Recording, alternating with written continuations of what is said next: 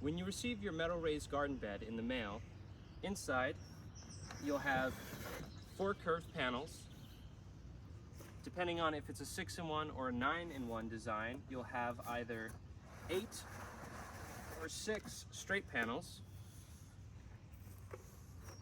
And then you'll also have a rubber trim to go over the edge,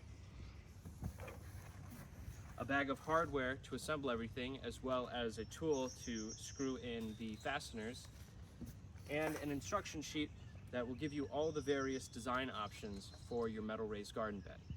When you begin to assemble your metal raised garden bed, you'll need to remove the protective film that's on each panel. Just pull it from the corner and rip it off in one piece.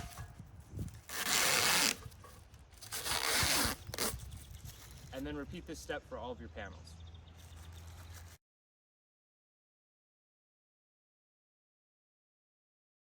Once you've removed the film from all of your panels and you've chosen the design you want to build, open up your hardware pack and, using the tool provided as well as a bolt, nut, and washer, connect all the straight panels of your design loosely and then go back around with your tool to tighten all the connections.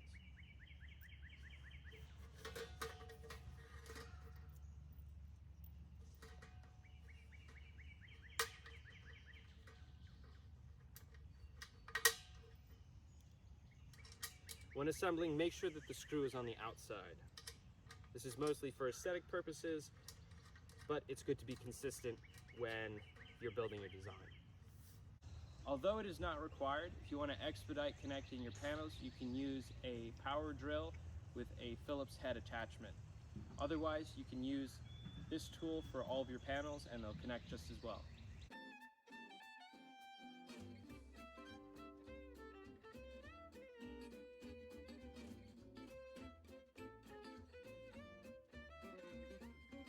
Once you've finished the build for the frame of your design, take your rubber edging and crimp it onto the edge of your metal bed.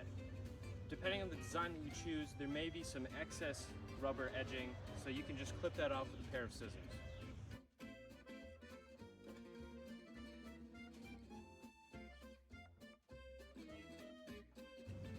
Once your rubber edging is installed on the edge of your metal bed, the last step is to fill your design with soil and start planting.